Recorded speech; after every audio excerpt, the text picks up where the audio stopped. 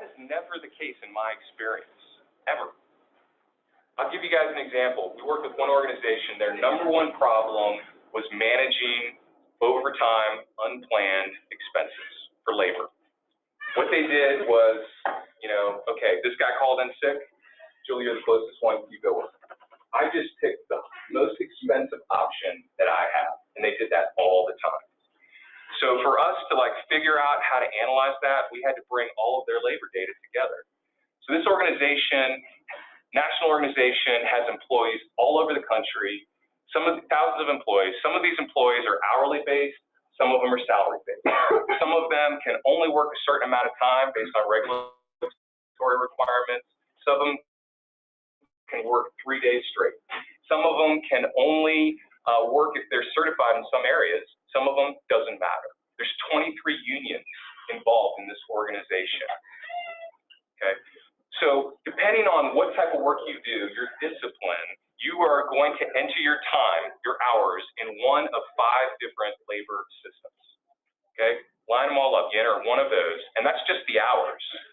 So then the costs are in SAP on the other side. So what we needed to do was basically union or append all of these hours across the 5 labor discipline systems, and then join it together with the costs on the SAP side. That is really hard to do. You cannot do that in a query in Tableau. To give you guys an example that I like to use, let's say there's 10 people in this front row. Everybody open up their laptop, open up Excel.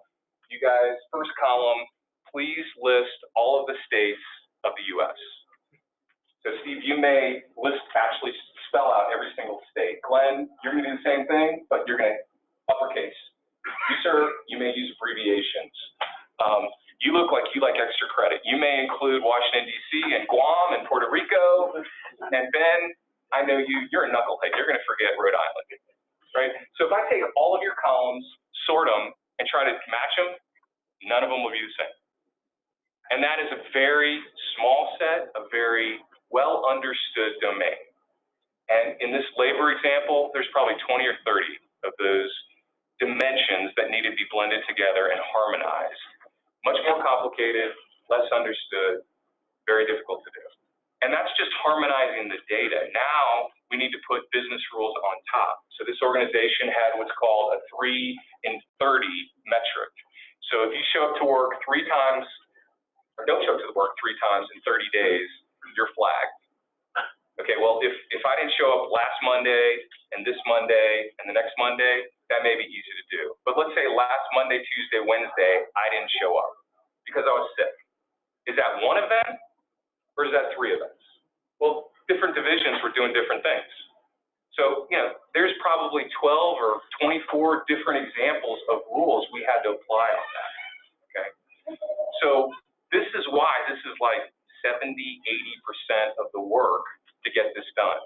So kind of going back to this chart, this is a decision chart that we like to use to help optimize the data provisioning architecture you would choose. So maybe in the beginning, you're starting in the bottom left-hand corner where you're just wanting to explore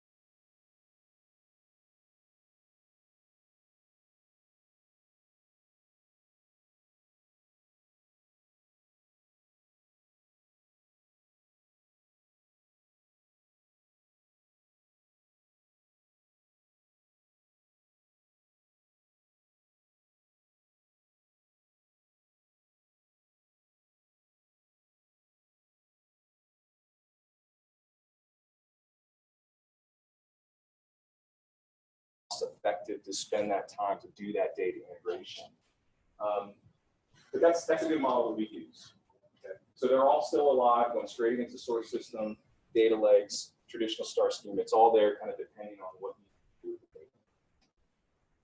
So the last key that I would share with you guys is the concept of using Swiss Army knives as your resources, as the people on the projects.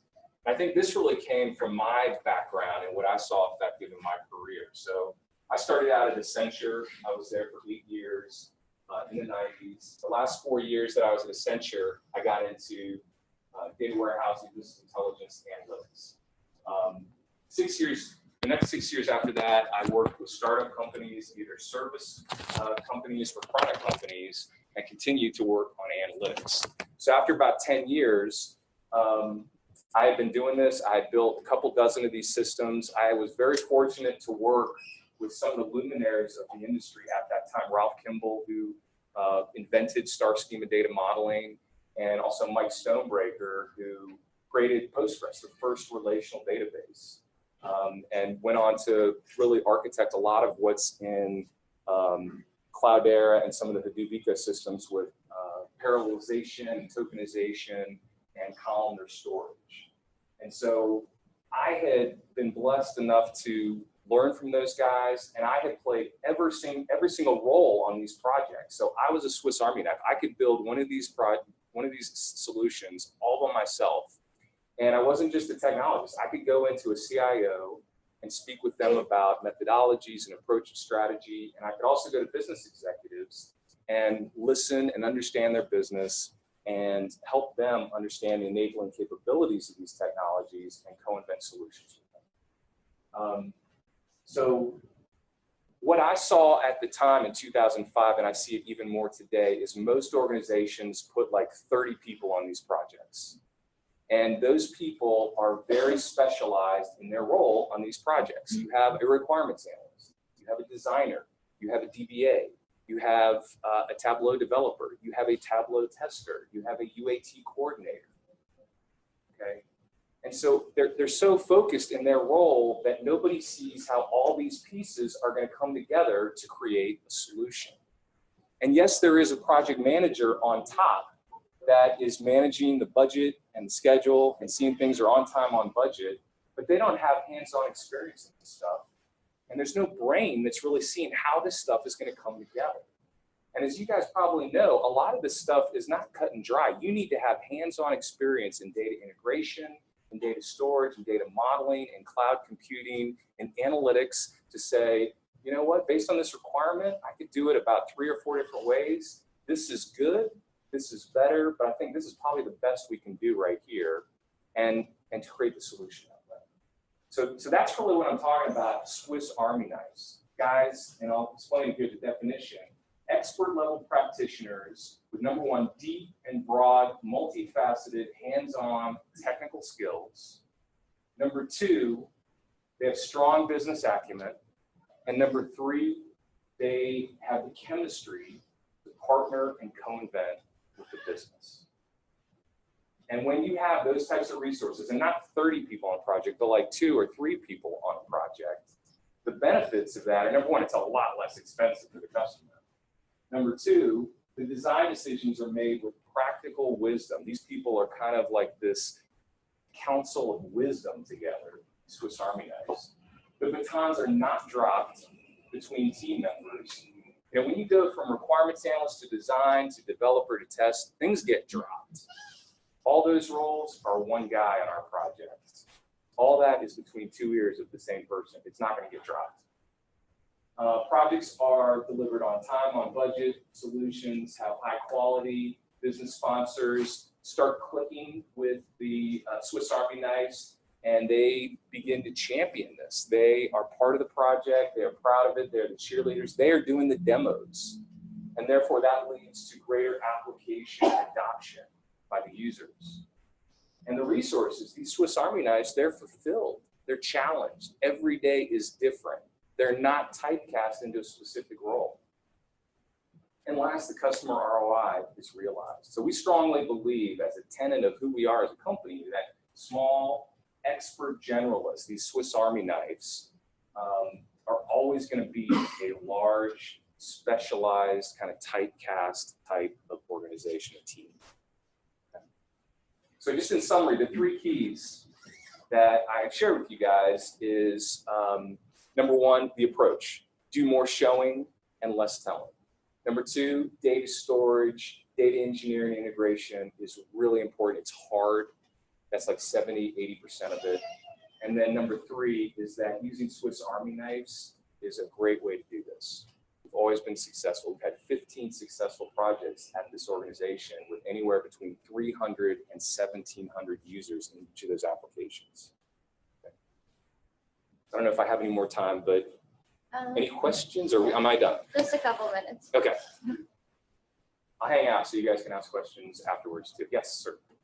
So one issue you spoke of was getting realign the framework of gathering requirements at the very beginning and coming up with this project plan from day one.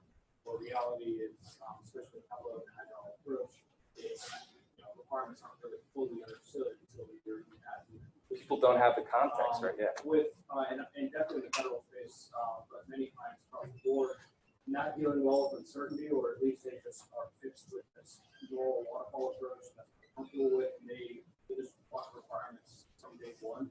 How do you recommend making that or that approach to whether it's finding middle ground or actually taking a view on value of pushing the define requirements towards the end? It's really hard. I mean, we have a great business sponsor that was a quick study, and she championed this. And we took like, just give us a chance, right? Let's just do one little project and just show how it works. And you're right. I mean, you do have to time box this, because when we start saying like, okay, every Tuesday, Thursday, the sky's the limit. Just tell us anything you want to do. You got to have something in place. Like, okay, if we're adding a new source system, no, that's changing the scope. But as long as we're kind of using the same data, and then we're good. But as we get closer to system testing, we kind of have to start shutting down this evolution and this free buffet to do whatever you want. So we kind of went into almost having color coding. So beginning, it's all green. Tell us anything you want, we'll do it. And as you got closer and closer to the end of when we needed to stop to finish up the last month of testing and training, we moved to like yellow the week before, and then finally red. We can test them. Stores closed we'll add that to the enhancement list. We'll do that next go around. So it's hard, man. But I mean, I think part of it is just like, okay, how you been doing? How's that been working for you? Let's try something. I can talk more to you. Yes. So that Swiss Army knife approach makes sense. No one's dropping the baton and that one person, but what if something happens to that one person? How do you make sure that someone else on your team can step in and pick up the slack? Especially, it sounds like everyone's pretty busy on their own thing. Yeah. So in this case, we actually have 3 parallel development teams working on 3 separate applications, and each of those teams has 3 to 4 people on it. And we actually plug and play people, make this project's ahead of schedule. Let's take one of these guys and go. So yeah, I mean, if you got 1 or 2 people, that's risk. But I think the biggest risk is more just coming up with business and the subject area than necessarily the technologies. So maybe have 3 people on a project or so. But yeah, that's a risk. Yeah, yes, sir. How do you build constant improvement? I find that every insight into this question, and we're too sketched out there, and you're not a champion for it, but they get tired of being a champion. And so how do you keep the ball rolling? We're 4 years into the project. It'd be crazy. Oh yeah, that was stuff. And they want to look at this phone. So, I think, so I don't know if did you guys hear the question? How do you keep it going? If you're 4 years into a project, you said, you have business sponsors that are championing this, don't people get tired championing it?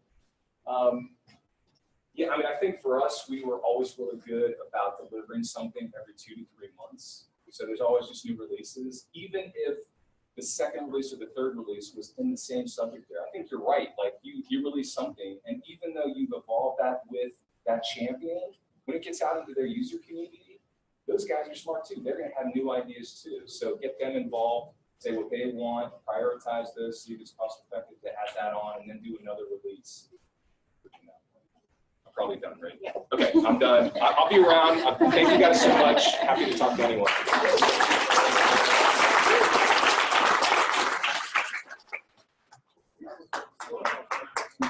Oh, well, thank you.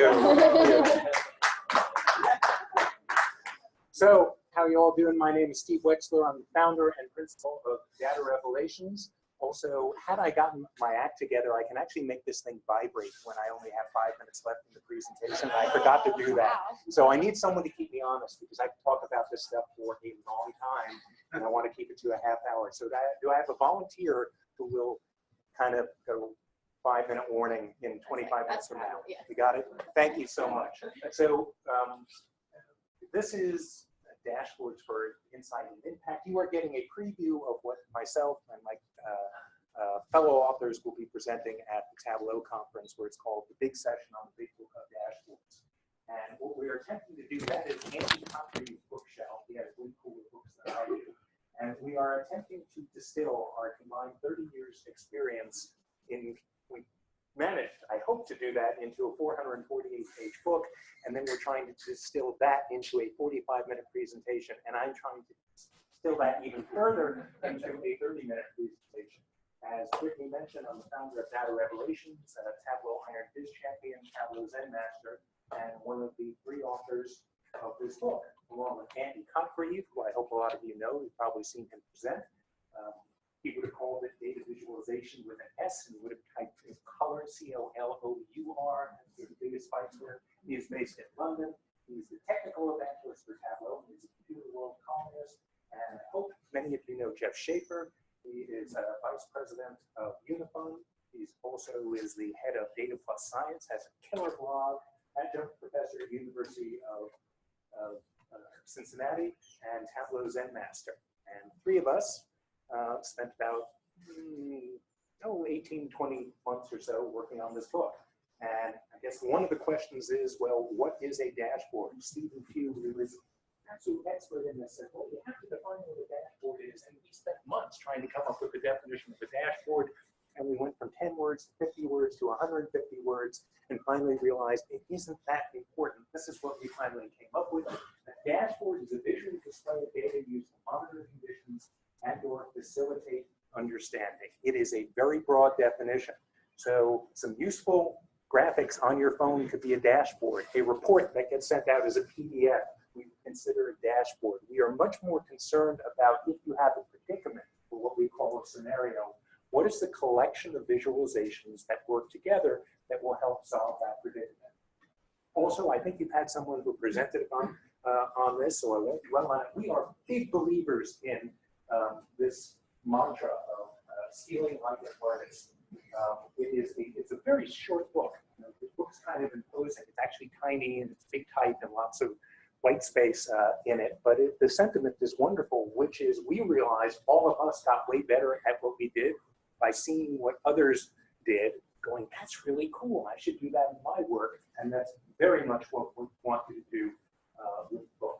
So what I'm going to attempt to do is give you the 6 absolute key points that kind of bubbled up to the top as we looked at is how would you distill this book, and by the way, I will be doing a drawing for it at the end of the presentation. So as long as one person here has a coin I can flip, we'll be able to accomplish this. All right, first thing is design to agree, which you're going to get from a lot of graphic design books. Jeff did some one-on-one sessions with a graphic designer who took me through a whole way of looking at typography and using various grids. This is from Rod Radburn, fellow Zen Master, and where he didn't intentionally design to a grid. And in fact, wouldn't you love to have snap to grid in Tableau? Wouldn't that be just a wonderful capability to have? We've been fighting for it. Doesn't exist, but in fact, you can see, well, there's clearly a grid here. And if you look at pretty much all of the dashboards that are in the book, they have some type of, hey, let me organize this so that you can make sense out of it. So you have these almost say key KPI. These KPIs along the left side, and then things that explain what are driving those KPIs. This is actually a done this dashboard. This is one done in Tableau. This is from Jonathan Drumming, and you can pretty easily see the grid effect. This is also designed to a grid. This is one of Jeff's. Okay, number 2, avoid clutter. And let me show you a visualization that is, it's not exactly what I saw at a a Tableau user group, but someone actually presented something that looked like this. And wow, that's really bad. It wasn't quite as, it was almost as many lines and almost as many colors and almost as many numbers. But any of you who have looked at the book, how many have a copy of the book, by the way? Well, you know, anytime that there's a graphic in the book where we say you should not make something that looks like this, we have a little icon. Okay, that is the screaming cat. We didn't want people looking through the book and going, is this something I should make or I should avoid? If you see that, it means don't make something like this. This is a classic example of clutter. It's clutter of color and it's clutter of labels that's here. By the way, I am extremely guilty of this stuff. I feel confident enough now that I can show some of my early work. Well, let me show you some stuff that I did from about 10 years ago. I've been using Tableau for 11 years. I should be way better than I am. Oh, wait, no, this is actually good. This is the uncluttered version of it, which is imagine, hey, I'm really interested in knowing how copiers and faxes are doing versus all the other products. Okay, well, make it really easy to see that. I can see instantly, hey, we're the fourth best product. And when we started, we kind of sucked. So the story pops out, assuming that's the story that you want to relate. Well, this is something that I created in 2007, visualizing survey data, and I was trying to show the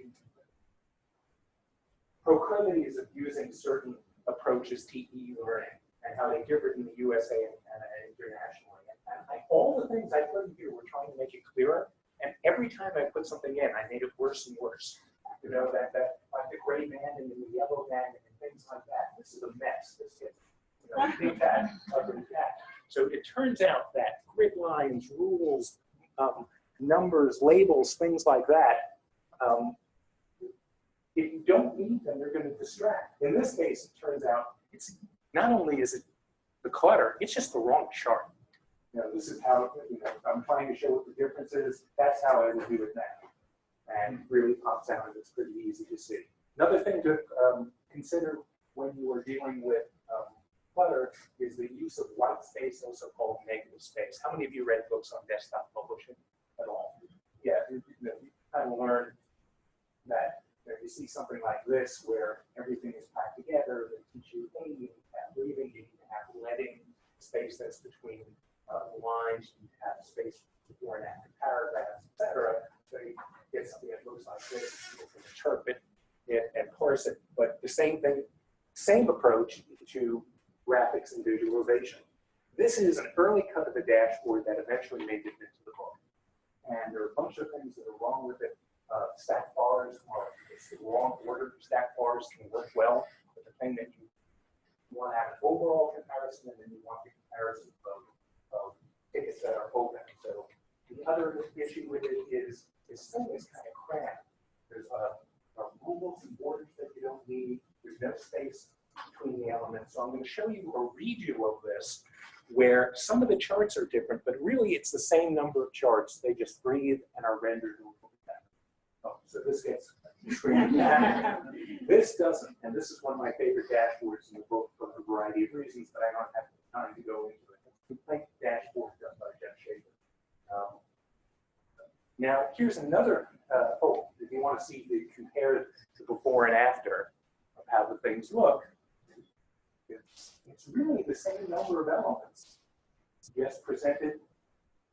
The charts are better rendered, and the things breathe. There's room among the elements that are in there. There's also this unified complaints dashboard and those KPIs at the top. We have a special name for them I don't discuss. Let me show you another example. This was called the kitchen sink dashboard, and it's kind of for obvious reason. This is an example of clutter or white space. One, because there's so many things vying for your attention. Two, you need all the charts, you need all the labels. So the way this thing was pared down was, do we need all these charts here? And the answer is you don't. And here's the redo of it, which is still right on the precipice of something that you can probably handle. Much better version of it. So here's the before version, and here's the after version. both in complete agreement, I assume Andy is as well. The number one infraction we see in terms of dashboard design is the misuse of color. There's a belief that if 1 or 2 colors are good, 17 will be better. And so you're going to have something like this, you want this clear, clean organization, you actually end up more like this. And this is from page 15 of the book. I call this the mother of all color diagrams, and it really explains how to use color correctly. Sequential, diverging, categorical is where you usually get into the most trouble. You have a whole lot of categories, you decide, hey, I'm going to make furniture be blue, I'm going to make office supplies be red, and you get into a lot of problems with that. Diverging is things from a logical midpoint. It doesn't have to be negative numbers and positive numbers. It could be things that are above average or below average, unemployment rate, things like that. Highlight color and is like that example with copiers and faxes where we muted everything and said, oh, here's the one thing I want to show you. I'm going to mute everything else. Very powerful to use gray, by the way, and then one color. And then really the difference between highlighting and alert color is that, hey, I want to bring this one thing out, and I want you to be a little nervous about it. And so at least in Western culture, an orange or a red suggests, okay, here's this thing, and it's probably good. So Jeff Schaefer is the first to admit that he wants to feel like an artist, and one of his muses is Nicholas Felton of the Felton report. And so this is something from the Felton report. And you'll notice there are just 3 colors in this besides the background. And here's Jeff applying the same thing to one of the dashboards that's in the book. The vast majority of the 28 key dashboards in the book have 2 or 3 colors. I think only one of them has 5. Here's another example. This is also the Nicholas Felton. And here's Jeff applying the same techniques. And there's one of my favorite examples. This comes from Matt Chambers, and it's the impact of minimum wage. 2 colors. And that's usually, a lot of times, all you need. The other biggest infraction is not recognizing that a large percentage of the population suffers from color blindness, also known as color vision deficiency. Not so much women, only about 1%. Jeff and I have read different things. I've heard it's 8%. Jeff heard it's 10% of males suffer from red-green color blindness. Either way, that is a lot of people. Not to be able to have a clue what your graphic is talking about. So you'll see stuff like this on the left. This is supposed to be really good, and this is supposed to be really bad. But someone with, oh, hold on a second, I got this really cool. There we go. Okay, you know, pay for this thing, use it. Okay, this is supposed to be really good, and this is supposed to be, they look exactly the same color to me.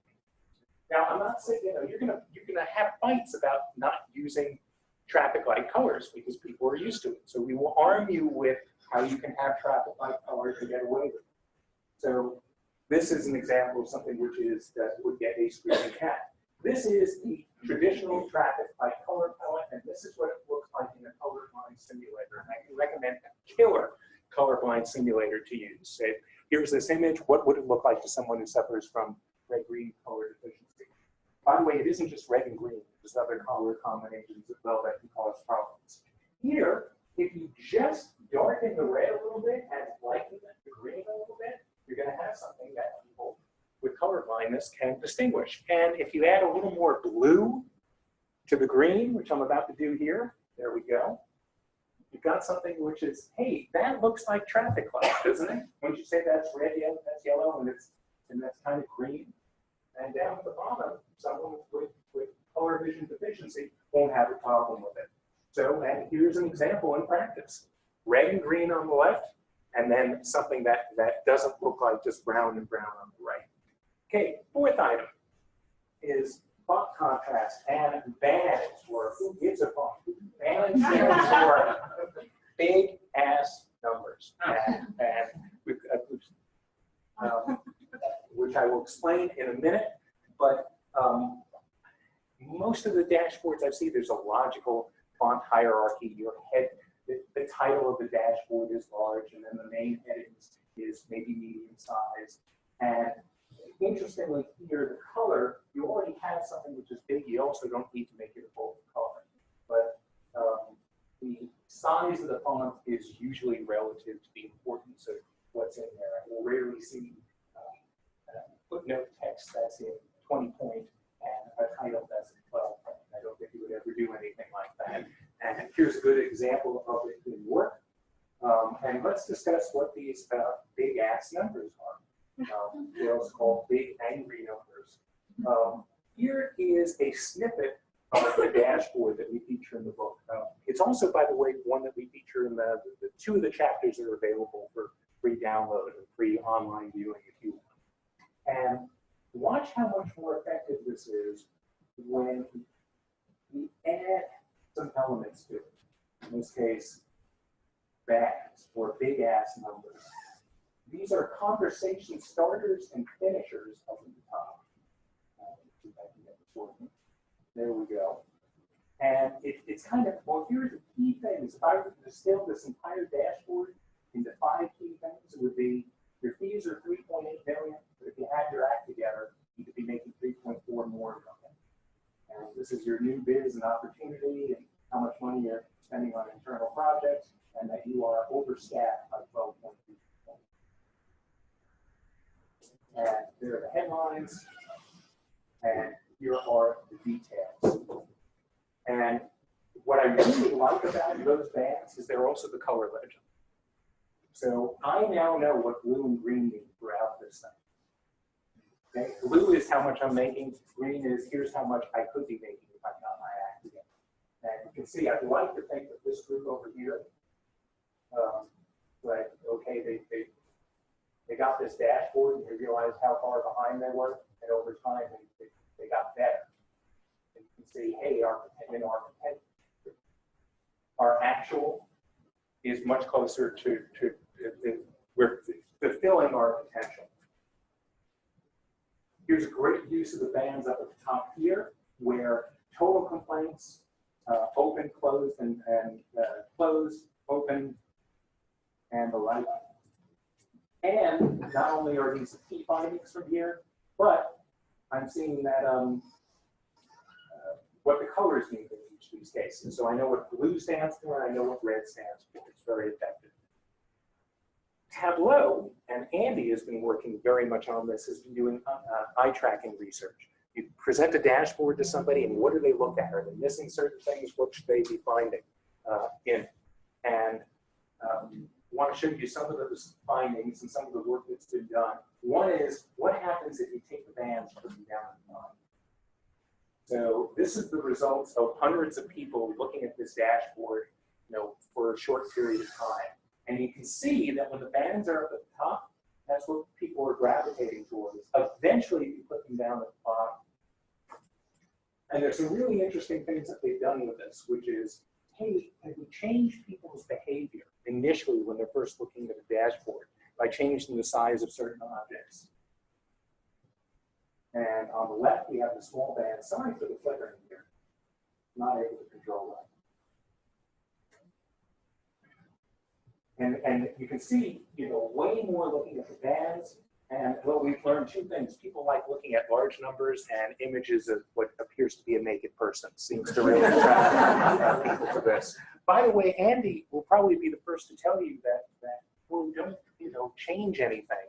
Because for one thing, what happens is most of the dashboards I use, they're habitual use.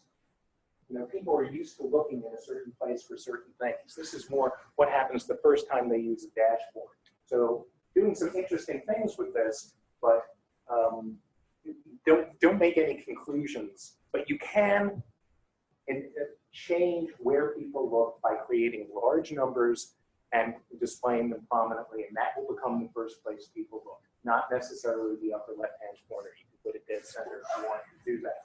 All right. Yeah. Has there been any studies to see about comprehension of information? Do they really understand those big numbers versus just they are at the most nascent of the research with this, which is, oh my God, look at this. We can manipulate where people look by placing these things in different. What does that mean? Are they going to have more retention of it? Again, my dashboards tend to be things we use pretty often. That things that stick. Someone comes back to it every day, every week.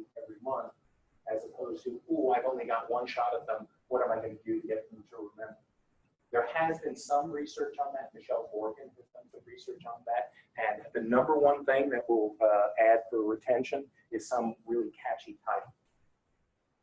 Is more than anything else. But she would probably say, yeah, but she's only studied 33 people on this thing.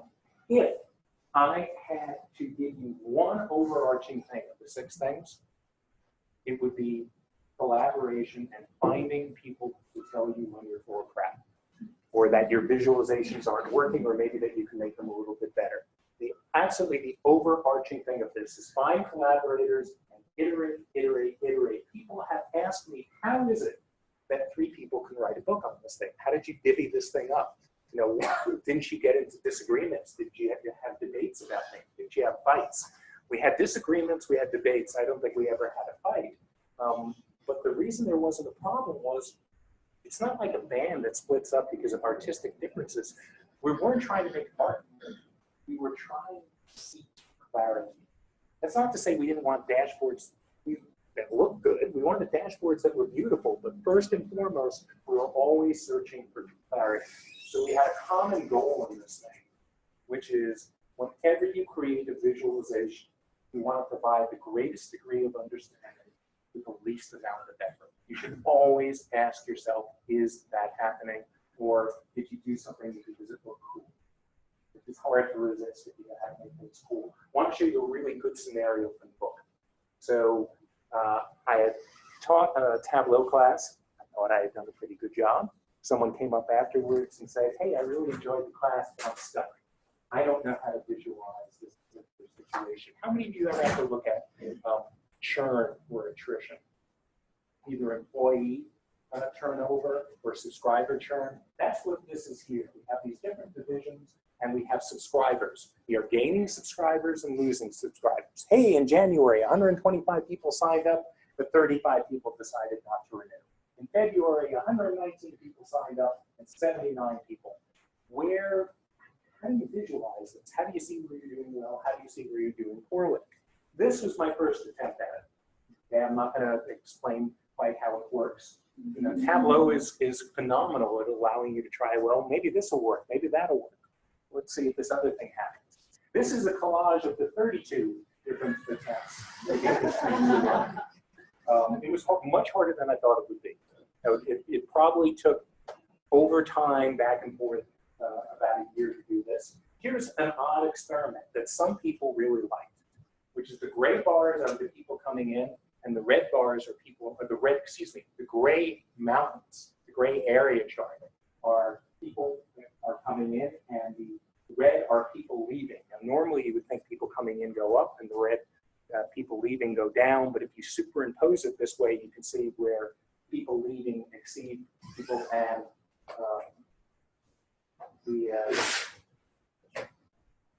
people said, I don't know, it looks like mountains, it looks like people in hoods around a fire. We've got it, now you see it, you can't not see it. You've got a dual axes chart that's going on, which is always a source of confusion. A handful of people liked it, most people didn't like it. Here was the one that I thought was going to work, okay? Which is, I'll try to explain how it works, okay? So 70 people came in, we lost 40, leaving us with 30. That's in January. In February, 30 people, we started at 30, we got 80, we lost 90, that got us to 20. I said, hey, this is pretty clear, isn't it? And Jeff said, yeah, I get it. Andy went, I'm not buying this at all. That was really important. He didn't follow it, he didn't see how it worked. Part of the problem is that Tableau is terrible at doing paired charts, clustering bars and then leaving space between them. That's something Excel is great at, and Tableau isn't that good at it. This is eventually the thing that won the day. I figured read a post from Jonathan Drummond and explained how I could get clustered bars in there. By the way, I'm not saying this is an obvious read. You're going to have to explain this in some way. The thing at one, okay, first month of business, 70 coming in. We have this many coming in, this many going out.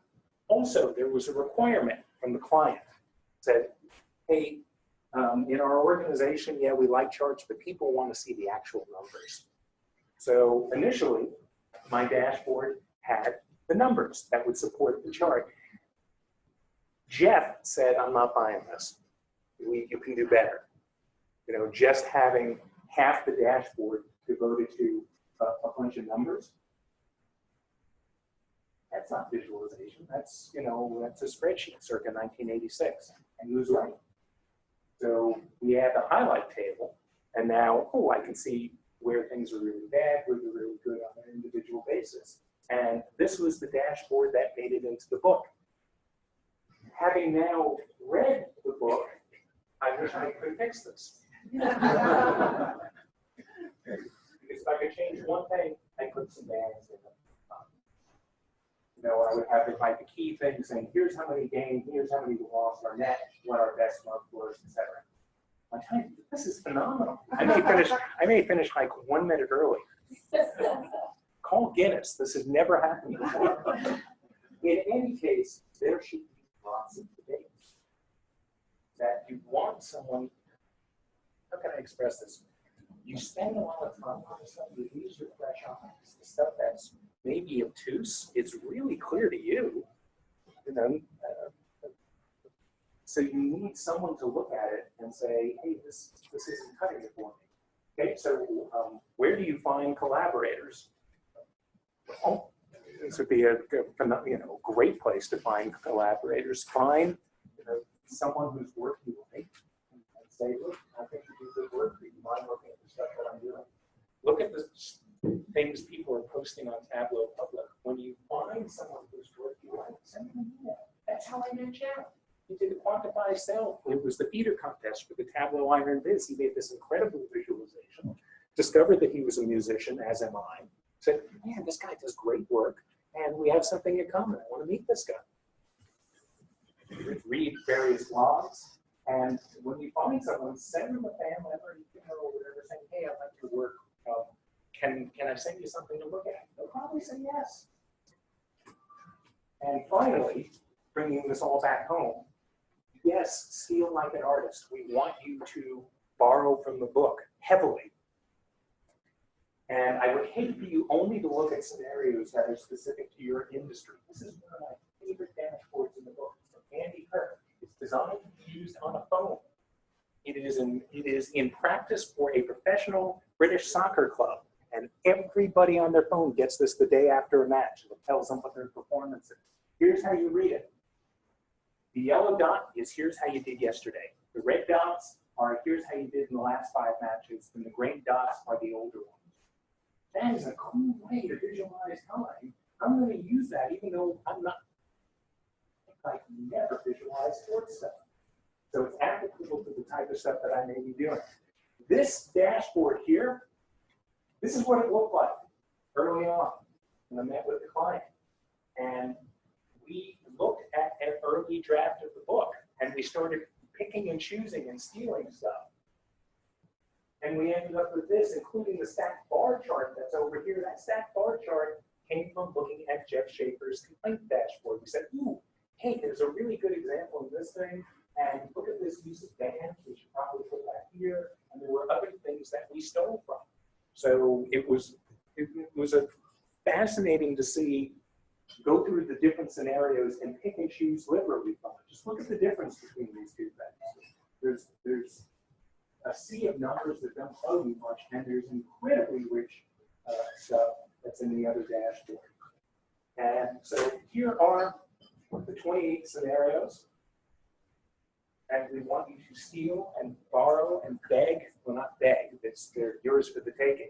And we've already started to see these things come to life. People have started tweeting about it and saying, hey, here's where I've used this, that, and the other. So if I were to distill this, here's the entire book into the 6 things: design to a grid, avoid clutter, effective use of color, font contrast, and big ass numbers or bands. Find collaborators and iterate, and steal or borrow or take from other people whose work that you really like.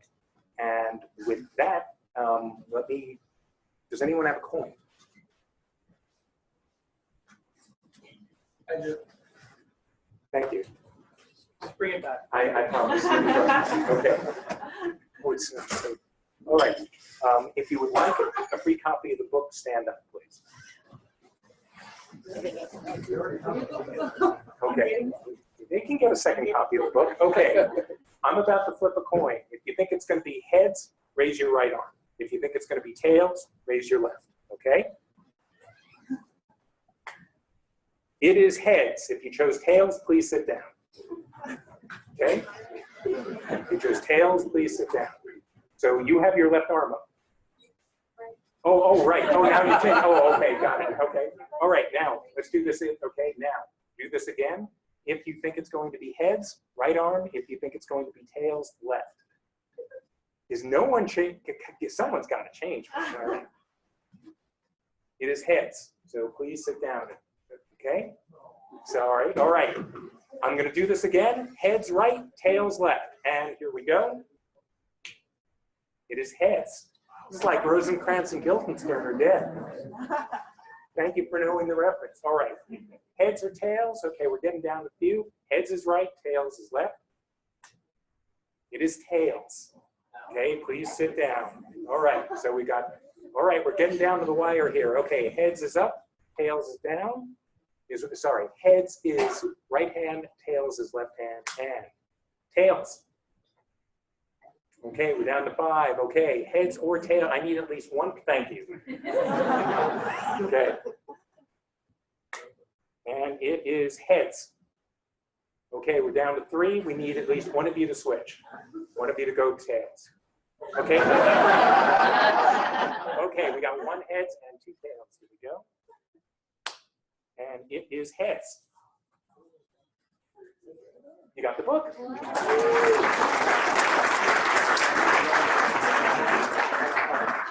All right, take a break or questions? What, Brittany? 1 or 2 questions? Over here. Oh, yeah, you can, yeah, I can do that. So close. Did you have a real question? Heads or tails? Actually, I've worked on projects where we built dashboards, and a lot of times, the only time we found out that dashboards were produced was when we didn't basically publish the correct data set, and no one complained. So there's a lot of places where dashboards are created and no one uses. Oh, yeah. Having said that, Michael Saylor, the CEO of MicroStrategy, recently said that he's going to push for the death of drywall. That he wants corporations, organizations to put huge LED monitors all over their offices and publish KPIs, metrics, even how long it will take to get out of the cloud today. I was wondering if you've heard of organizations that are actually pushing for that to just basically democratize. I'm starting to see a fair amount of that. Also, by the way, your dashboards die over time. And one of the things you should be monitoring are people using it, how often they use it, who's using it. If they're not using it, is it because you're not reporting something that's useful? I saw that down at the Atlanta TUG, where the National Railroad, where they have these huge walls with data and the like. There's an example from the book, which is a call center, and where they have these giant real-time dashboards showing data. So I think that's a great idea, and you're going to start seeing way more of it. One more question over here.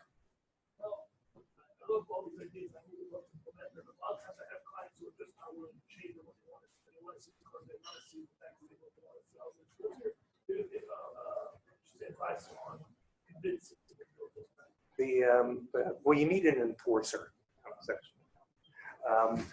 There's a whole section in the book called "Living in the Real World," which is what happens. Or a friend of mine puts it and says, "Chairman likes pie charts." You've all probably seen pie. They're not. They are flawed analytically, and why they're flawed. But what do you do when the chairman of the company says, "Yeah, but I want to see a pie chart"? So we discuss how to mitigate that. We discuss when someone says, "Hey, I want traffic light colors." Well, here's a way that you can not alienate 10% of your population. So there are ways to get them over that hurdle. One of the best ways is that the highlight table. They want to see the numbers. They want to see their spreadsheet. Okay, gateway drug to data visualization. Here's your spreadsheet, but I'm going to color code it. And so they start to kind of see that. Also, if you create a really good dashboard that personally identifies with the person, and that's a huge part of my practice, which is how can I create a dashboard specifically for the person who's using it, and that person can see how he or she is doing compared to peers, they'll buy into what you're selling in a big way.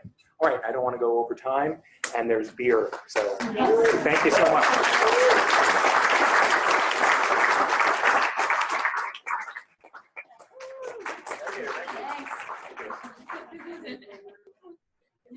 Good afternoon, everyone. I'm Sept with the Consumer Financial Protection Bureau. I'm one of the BI analysts at in the office of the Chief Data Officer. I've been in the BI realm for a little over 10 years now, and very happy in that realm. Also, other things I do besides when I'm not at work, I run the government Tableau user group, which is a virtual Gov TUG is what it's called. It's the Tableau user group for government folks. So if anybody's interested in finding out more, please just look me up afterwards. Happy to talk to you a bit more. But first, I want to start off by introducing my colleague, Erin Simpler. Hey. Okay. Cell phone lockdown. Hey, Erin Simpler-Kellett. I'm also with the Consumer Financial Protection Bureau in the IT department. Outside of BI analyst, I've been there around 5 years, and outside of work, I'm one of the co-organizers of the DC Data Plus Women group with a couple other people here. So let us find one of us during break, and we can tell you more about the group. Thanks. So before we begin, a couple words from our legal team. Yes, yes, exactly. Great. So we want to give you a quick overview of our organization, the Consumer Financial Protection Bureau. So we educate, enforce, and study. But because we're data people, we want to actually, so we've written our mission on the slide, but because we're data people, we want to just share some facts with you about the CFPB to kind of more demonstrate our mission. We've collected and processed over 1.2 million complaints from consumers about financial products, and we've made 169 visits to military installations. We've also collected $11.9 billion in relief to consumers, and over and above that too, we've got over 3,000 universities that have started using our financial aid shopping sheet, and that's gone through our website. Now, what exactly brought us here was something where within the CFPB, one of our main tenets is to be data-driven. And what does that mean? Well, we've got to go through and work with all the researchers, the analysts, the economists that are within the Bureau and try to figure out ways to make them be able to collect data and share data more efficient. So we kind of looked at this and kind of figured out, so where do we start? How do we do this? So with that, we were kind of started off something more of the center of excellence. So now, what is the CO here, the center of excellence? Now, what that is, it's really a team of people. In our case, we help folks with our BI tools, predominantly Tableau. And well, imagine this. Imagine if you had an office in your organization, or if you were building out a visualization, quickly phone someone, email someone, you can drop by their desk and get some help with your Tableau visualization. If you're stuck on a calculation, you can do that. So that's pretty much what we do all day long. We help people build visualizations and answer their questions. Now, if you go through and you're looking at starting a COE in your organization, well, as most people do, the first thing you do is go through and Google COE. And some of the tips that you get, there's community building events you can do within your organization, have lunch and learns. Also, provide doctor sessions for folks when they do get stuck. They can come find you in one location. But that's not just it. There's a lot more to the building a center of excellence and actually going through and working through this. So we're here really to see and show folks how they can benefit from some of the things we've learned and also some of the mistakes we've made along the way. Yeah, just a little bit of history about our COE. We got off the ground in 2013 when we first started rolling out Tableau Desktop and eventually Server to the Bureau. And at this point, we now have around 250 Tableau Desktop users who share their visualizations using Tableau Server. And we have users in almost every division, and they work with analytical and operational data in many forms. So a couple here tonight. But we hope you can learn from some of the things that went well for us and avoid some of the things that didn't go so well. So what do? So you started the COE, and who's going to contact me? Who's going to manage servers? Who's going to get contact for training? How do you deal with it? And these were questions that we pretty much had to deal with once we were started. And also the big point is, how are you going to fit this all in a day? There is a limited number of people on the team. So there's so much to do, it's a limited time. How do you manage this? How do you move forward?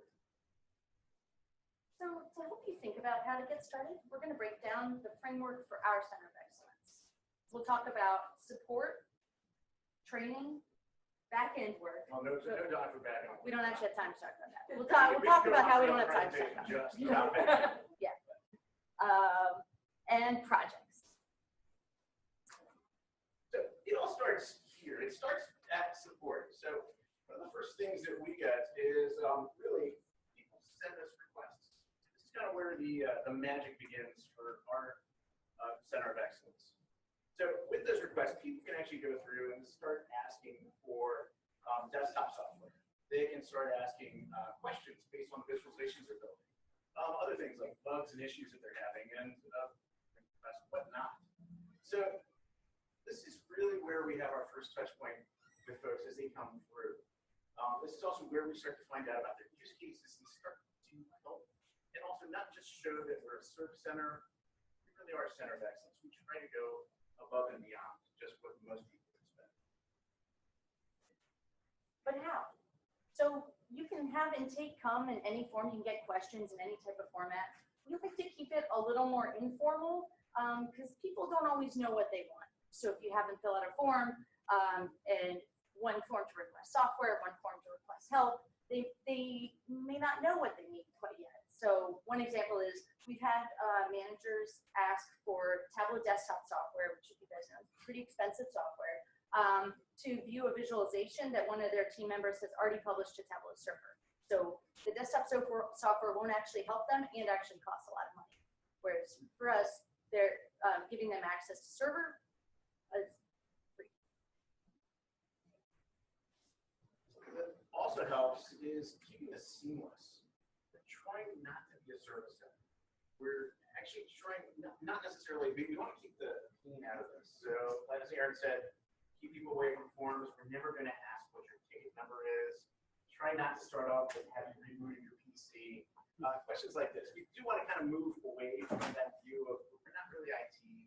We're here. We are the BI team. Also, trying very hard to keep a lot of these internal processes, like ticket numbers. How do you track these? Keep those internal. So how do we do that? So, well, part of that also begins with training. Training comes through. We do a lot of training. We build a lot of training in-house, and we do this in person. So we do tend to go desk-side when it comes to training sessions. We're lucky enough to get to do in-person trainings with most of our users, since many are based in DC. But for people outside of DC, we have done some webinar stuff. We've trained over 250 people across the Bureau in Tableau Desktop, and maybe actually more. Part of this too is keeping it relevant too. Superstore data is a fantastic data set, but for people within our industry, within our organization, sales data might not make sense to them. So how do you go through and make this relevant? We've got great internal, publicly facing data, our consumer complaints data. We have a data set called HMDA, which is Home Mortgage Disclosure Act.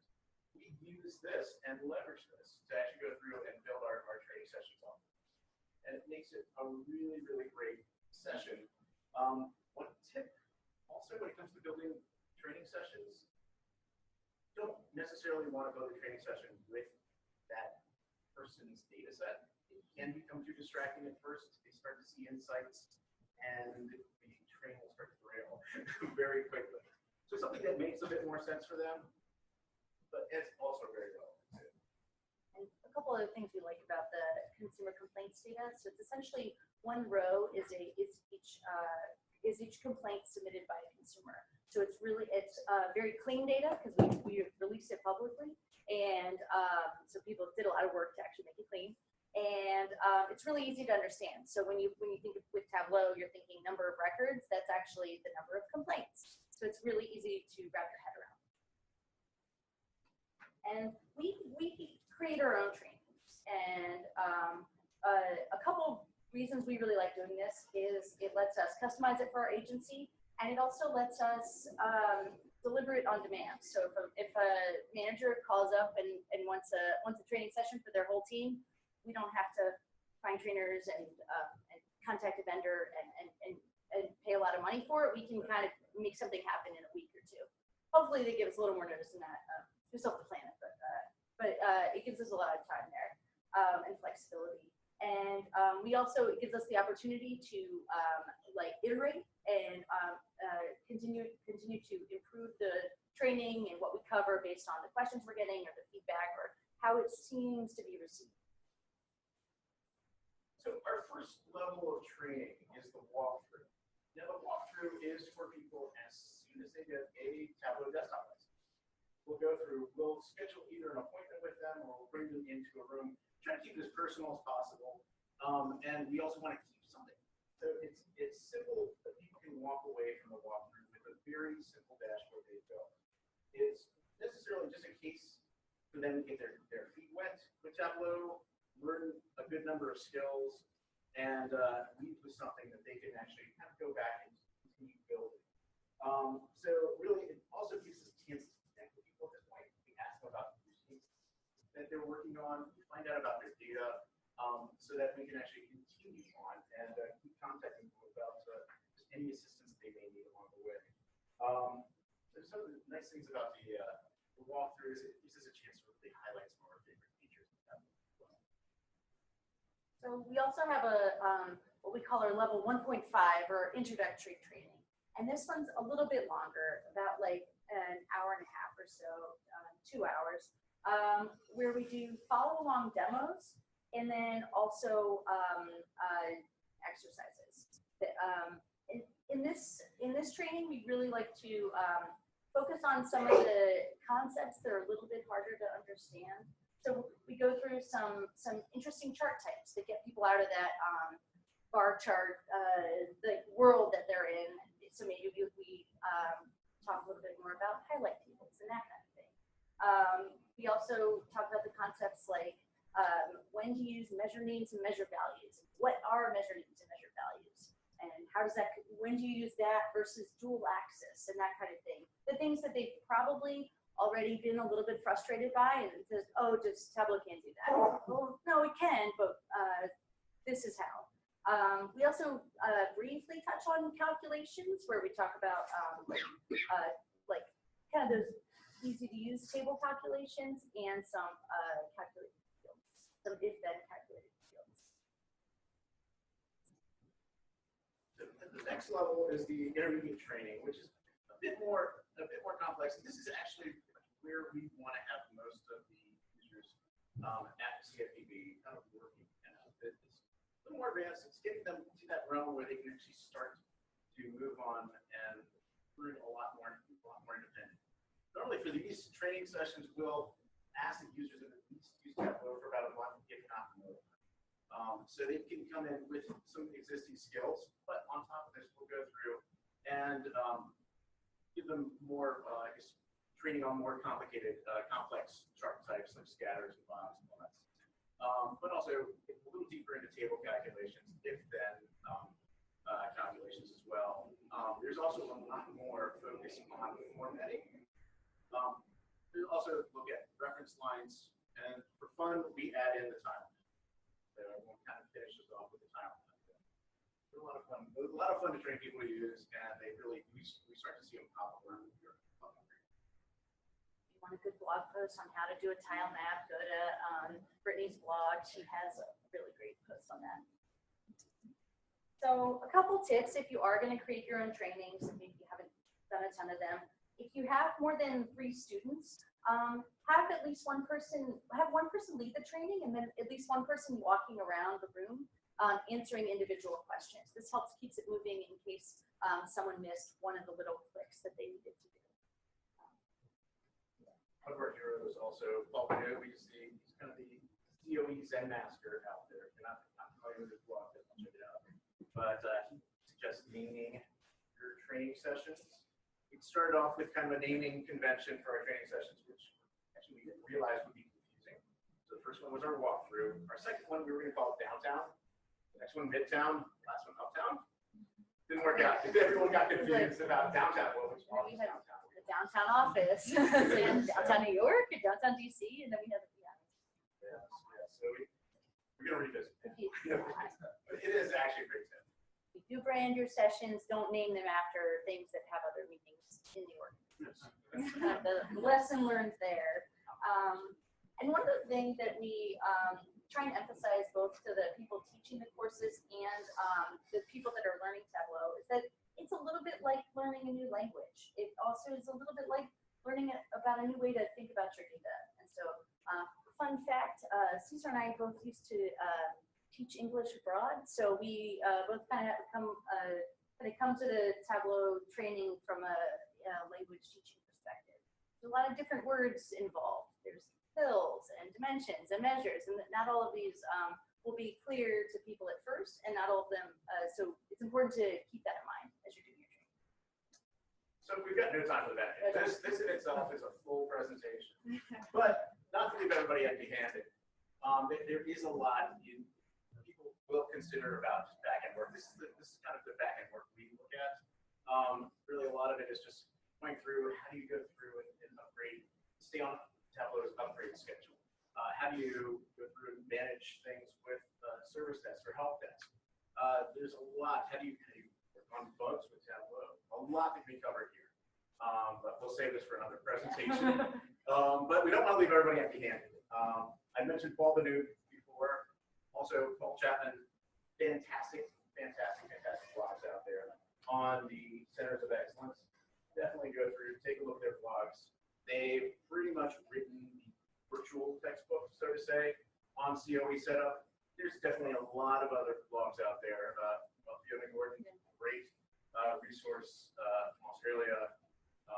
There's so many. Brian Mooneyham, another great person on the COE set. So the last part of our framework that we're going to talk about for the last bit of our presentation is projects.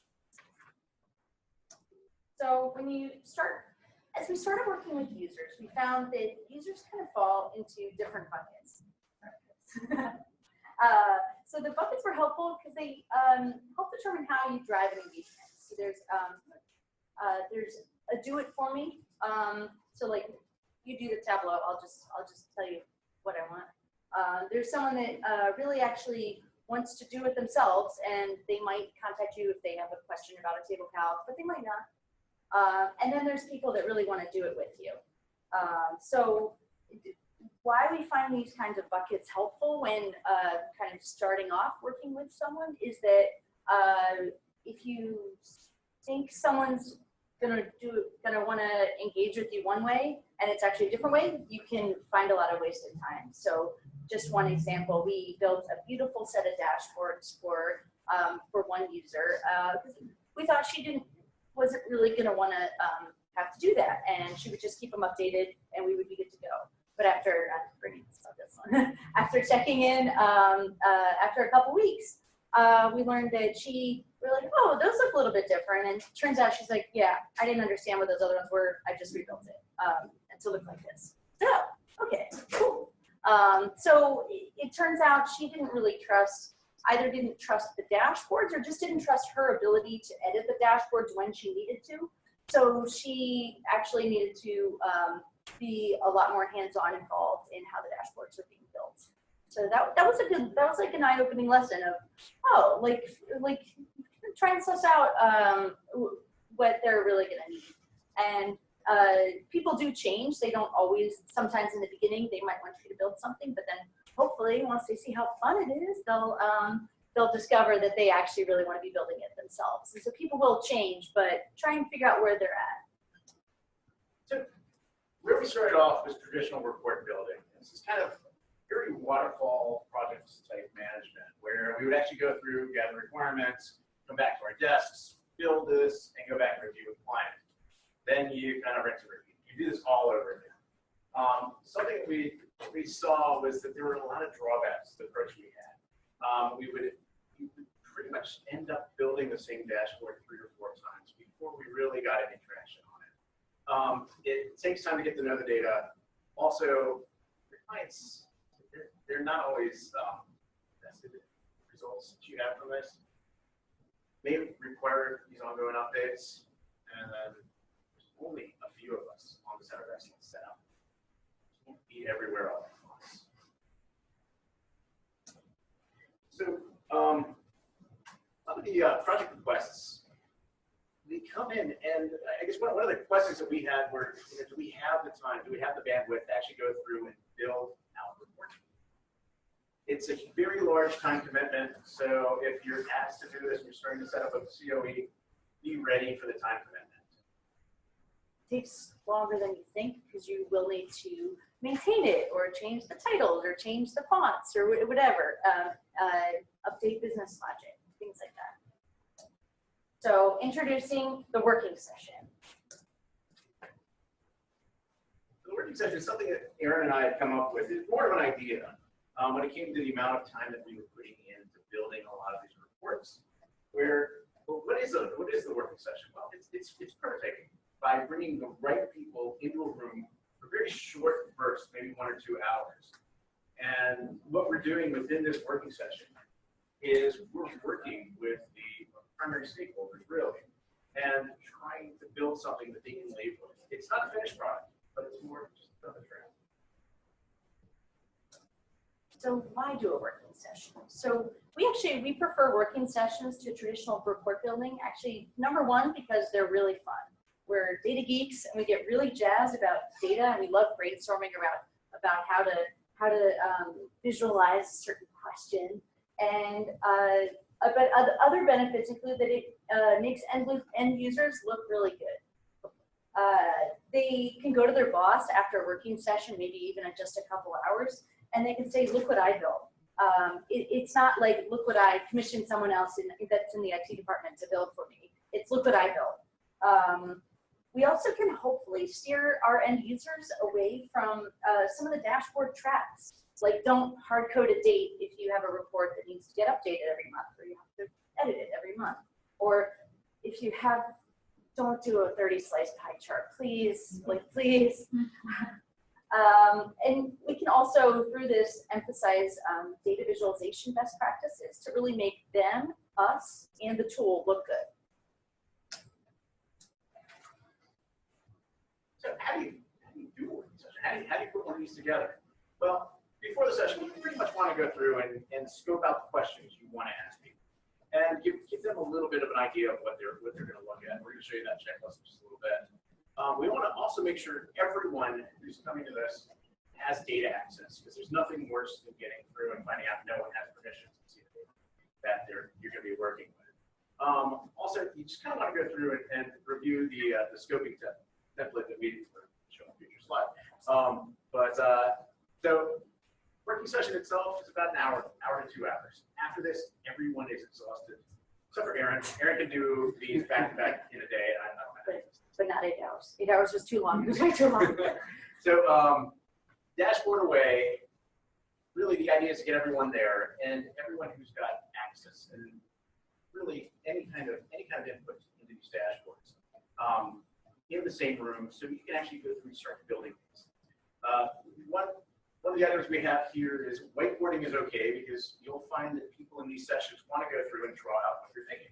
And it's good. It's good. We've had a session where someone went out and thought a Gantt chart would actually look excellent. Well, we started working with their data in the working session, and it was great because we could actually go from their whiteboard drawing into Tableau and go, hey, wait a second, everything has the same start and end date. We've just created a very boring Gantt chart. Really? Might be a better way of visualizing. Yeah. So for scoping a session, you can either do these at the start of a working session or maybe in a in some preparation for the session. And what we try and do with these is really guide the user into thinking through what their report needs to do. So we really try and avoid the specific requirements gathering, kind of like what the earlier presentations were emphasizing. The requirements gathering of we need an X bar chart on the top left corner that says this and by that. Let's actually just take a step back, focus on the audience. What is the audience? What questions does the audience have, and what do they need to do with the report afterwards?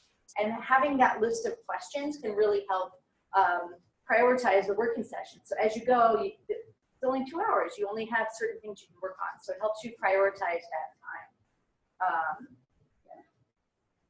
So also, 2 big points here. This is actually one of the great things we've come up with for our sessions as well. But the question is, who approves this before it goes live? We might have gone through and spent the entire session putting something together just to find out that there's an executive that still needs to approve this before it really moves forward. So we've kind of spent a lot of time kind of doing the same thing we were trying to avoid. So it might be great if we can bring them into the session, or maybe even if it's the last 15 minutes of the session, have them come through, see what we built, and get their input back. It's about working, and it's about getting things built. Also, finally, who maintains this? Moving on. So we're going to leave the working session. There's only one person that's going to go through, maintain this, contact us back. Also, we can contact back too, but you don't necessarily want to be left with the responsibility of maintaining these for other groups and other departments. So who should attend these? So the first one is a Tableau expert. So it's one of us, somebody who's on the COE. Really, we start off kind of holding the pen or the mouse, but as we also judge skill levels. So if someone's going to end up owning that report, their skill level's high enough, it might be them that drives. And that actually helps so much more too. We also want that report owner or builder to be there, so they know their data. We don't know that data as well as they do. Sometimes we've never even seen it coming to the room. But they can make and use that business logic too. And finally, a data expert. Our sessions go great if we've got a DBA or a data architect in the session that can make changes on the fly while we're doing the working session. It might be adding a column, it might be pivoting something. While we'll go through, we find this, they start doing their work, we continue on with the dashboard. By the time they're ready, we come back and make that move live. It cuts down a lot of time. There's no emails, no communication issues, no extra meetings. It just kind of happens there. So those are the magic moments that we found through the working sessions. So what to watch out for if you do start embarking on these working sessions? The first one would be manage expectations. So this is not a formal Tableau training. We might do things in the session that a brand new user is not going to understand. We do a crazy table calc. They're not going to understand right away. But that's not the point of the session. It's not. They will hopefully pick things up, but it doesn't replace formal Tableau training where they can really learn those skills and practice those skills. And also, this is a rough draft. So we have had situations where we left the session thinking, oh, we just did a really good rough draft, and then it turns out, no, the executive's looking at it. They're like, what? So make sure that the end user knows that it's not quite ready for prime time yet. It hasn't been double checked. Like you need to check the numbers and check the formatting and that kind of thing. The last thing would be trying to avoid too much homework. So if you end up leaving the session, if at the end of the session you don't have any kind of product, but you have a list of things you need to do, then you've done a really long requirements gathering session. And sometimes you have to do it if it's like a data wish list or something, but that's not a working session then. So if you do end up with a lot of homework, try and set up another meeting. It's not all going to happen in 2 hours. Have a second one and let's tackle some of these other issues then. Also, lessons learned. Big ones are to start small and easy. And like Aaron said, you may not want to start off with really complex table calcs.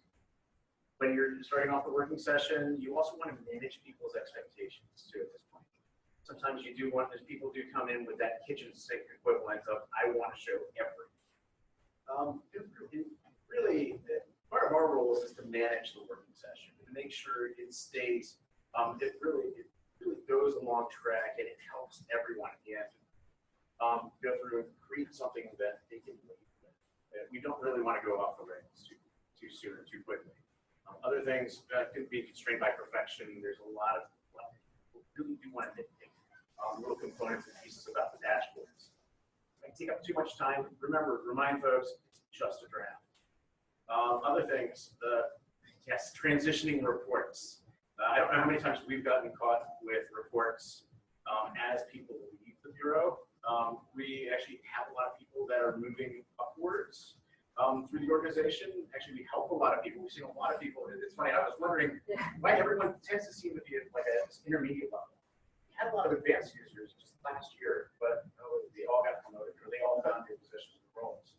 So we always think that at this point we're always training new folks. So be sure to know what happens when that person moves on. But I don't necessarily want to get involved with that role and job too.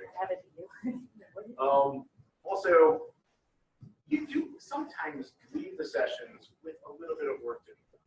It's not necessarily where you're going to go out and build a brand new dashboard. The idea is sometimes you do need to go out and figure out some homework.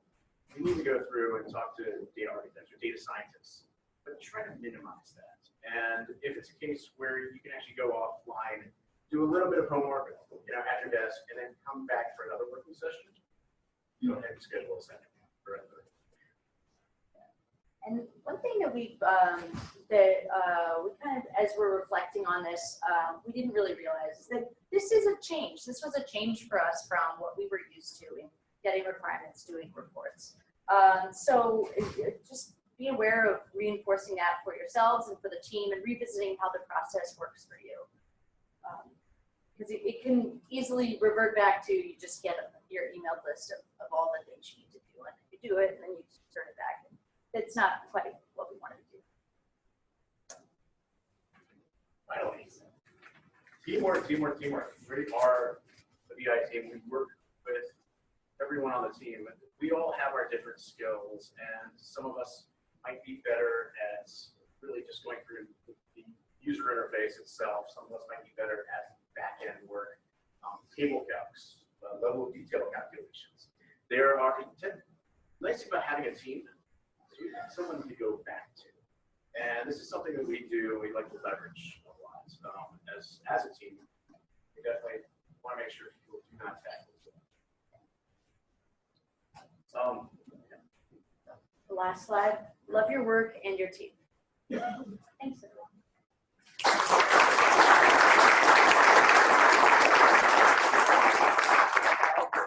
Sorry. All right, my name is Julie Kim. I actually want to make an announcement first before we start.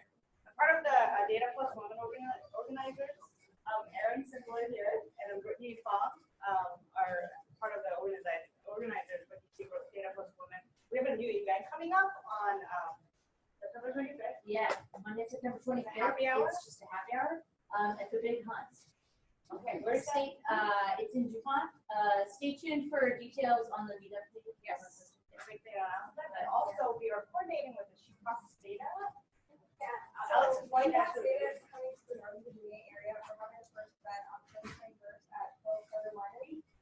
So wait with bated breath. There will be more details on the Data System site. Everyone's welcome. All right, so outside of work, actually, I do stand-up paddleboarding over there.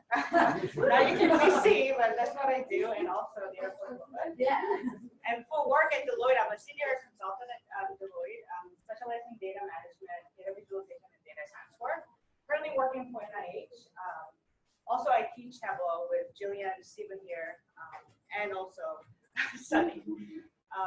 Yeah, that's me. me, and Sunny, if you want to. Sure. Hi, my name is Sunny Kim. I'm a consultant. I've been with the firm for 3 years, specializing in data management, data visualization, and advanced analytics. I'm also part of what we call Insight Studio. It's our advanced analytics and data visualization center of excellence, actually. And I'm the data scientist and application developer, also dabbling a little bit with design. Today, we wanted to kind of talk about design thinking and how we apply that concept and process in agile environment. So, design thinking is a structured process with a set of skills and tools and methods to solve problems and identify new opportunities by combining empathy, creativity, and user experience. With that said, that's actually human-centered design.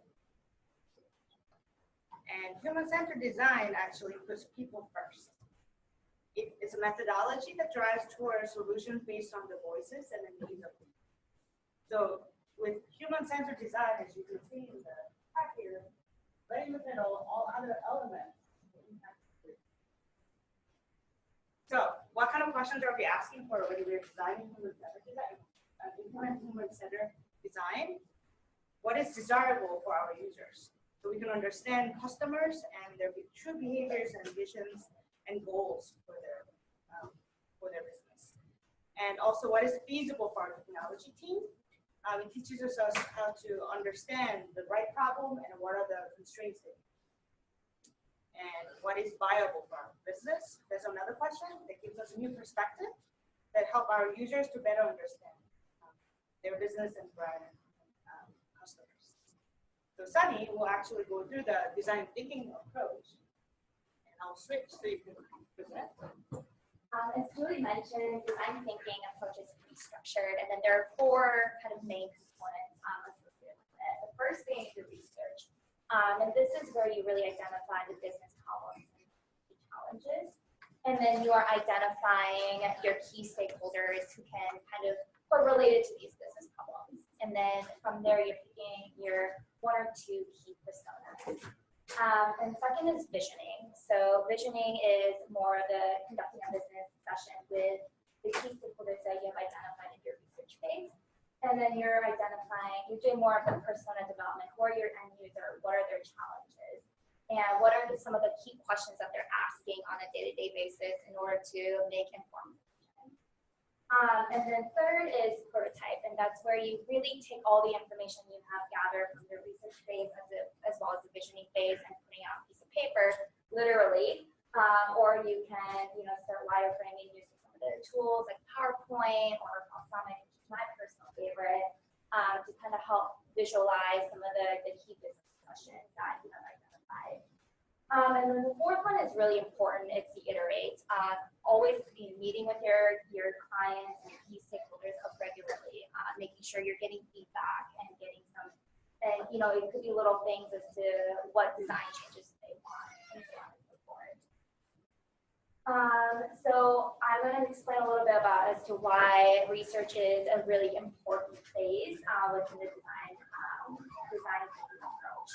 So based on who your end users are, it's going to really dictate what kind of dashboard you're going to build.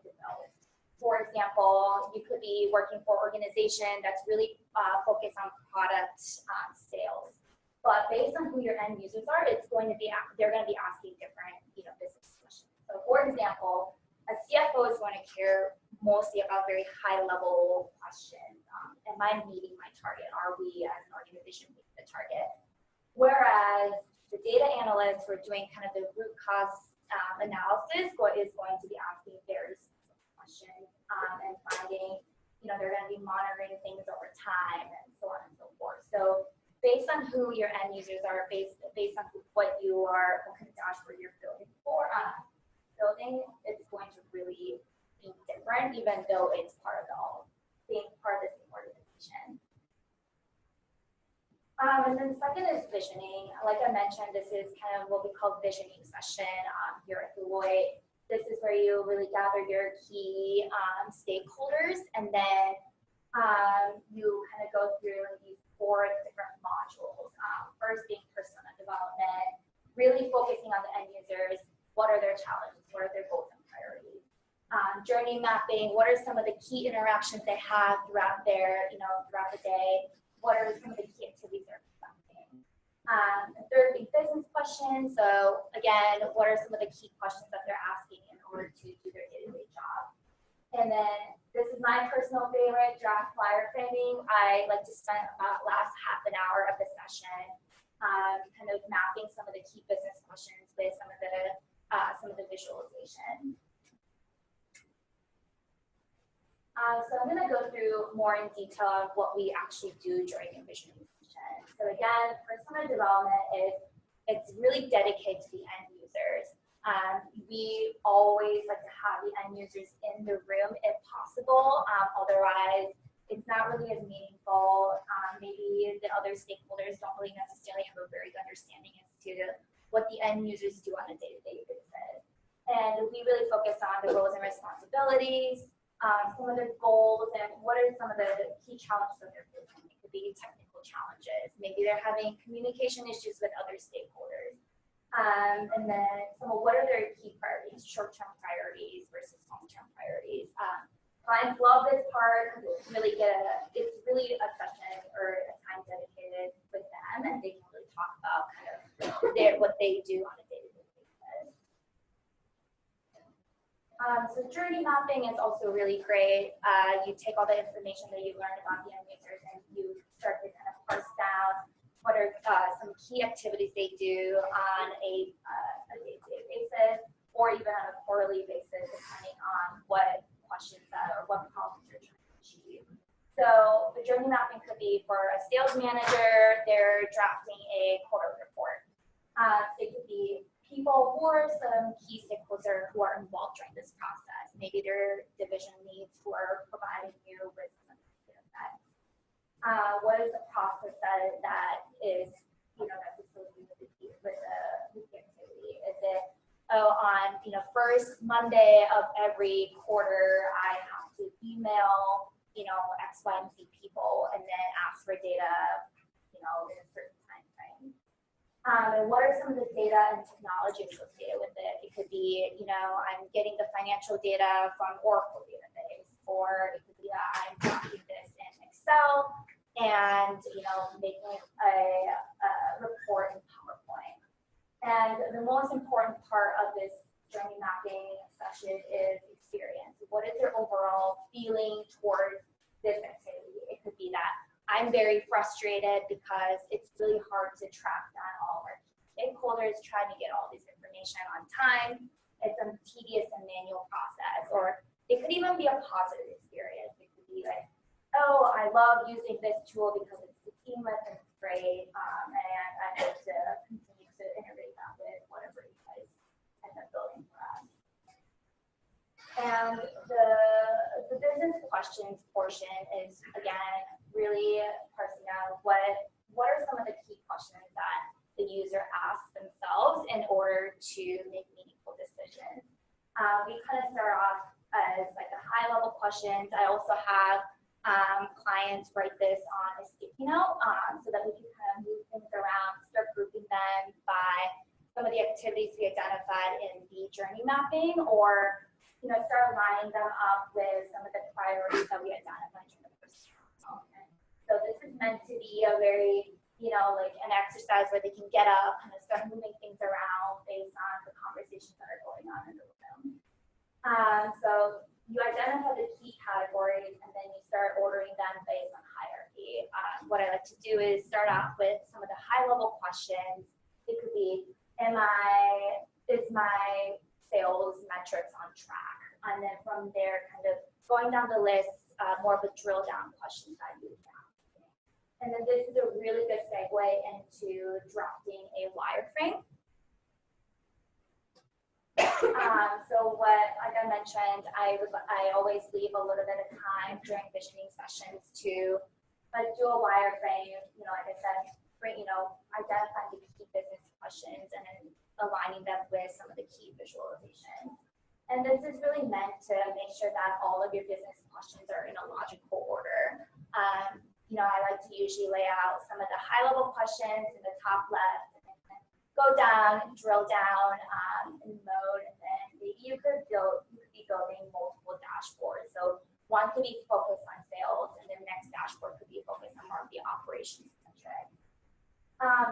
after the visioning session, you gather all of your, all the information that the users have provided. You really kind of polish up your wireframe. Yeah, like I mentioned, you could be doing this on a piece of paper, you could be doing it in a whiteboard. I personally like to use a tool called Balsamic. It's a great mock-up tool. You guys should all check it out. Everyone can, I think you can share your license with a bunch of people. So it's a really good way to have everybody on your team have the license, and you guys can all make edits to the wireframes. And it's really great tool. This is a really great thing that I think that's really important, because I've noticed that when you go straight into building a dashboard, it's a high level of effort.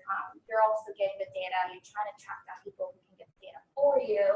And when you're doing it in a wireframe, it's really easy to kind of have the conversation with your clients and say, okay, these are some of the key business questions that we have identified during the vision session. Is this still correct? Is this the right visualization? And when you look at it, do you have to think about it, and do you have any questions, or do you have any kind of hesitation as to where you'll be clicking and how things are interacting? And then once you get a sign off from your client, that's when I really like to kind of do all the Tableau development afterwards. Again, everything is meant to be just very iterative. You could be, you could have one visualization that you have mocked up in your wireframe, and you realize when you get the data, there's no meaningful insights. So you have to go back and then kind of iterate through, and then coming up with new business questions, or building a different visualization for it. And so these are some of the key takeaways that I identified for the design approach and conducting a visioning session with your clients.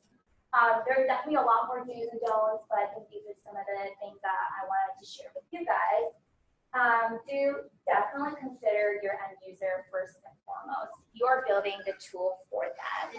You want to make sure that the end users, don't have to think twice about how they're interacting with the dashboard and what they're visualizing. And you also want to consider how and when the tool will be used, both in the short term and long term. So within the Insight Studio, we do a lot of prototypes, and Tableau might not necessarily be the tool that they pick for the implementation, but it's a quick way to show the impact of having a visualization tool like Tableau in order to help them make informed decisions. And third, get feedback early and often. Like I mentioned, you want to make this a very iterative process. You want to, share your feedback with the clients and make updates as quickly as possible. And you just want to keep the momentum going. Clients are very excited after visioning session. They're like, this is great. I'm really involved with the whole process. It's not like we're giving a bunch of work to consultants.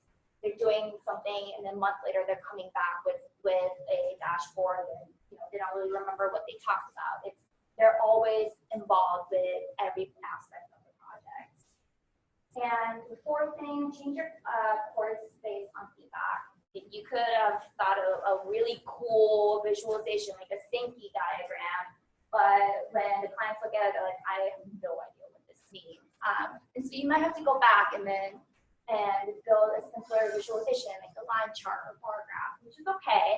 And that's what the whole point of getting a feedback is for. So for don't force your final product to live up your initial idea. I think sometimes it's hard. We know that the client likes an idea, and then we want to make sure that we meet all the requirements. But sometimes, like I said, a data doesn't provide any meaningful insight. It's not really useful, so you might have to go back and change your course. And don't work in isolation. I think, few people have mentioned this already today.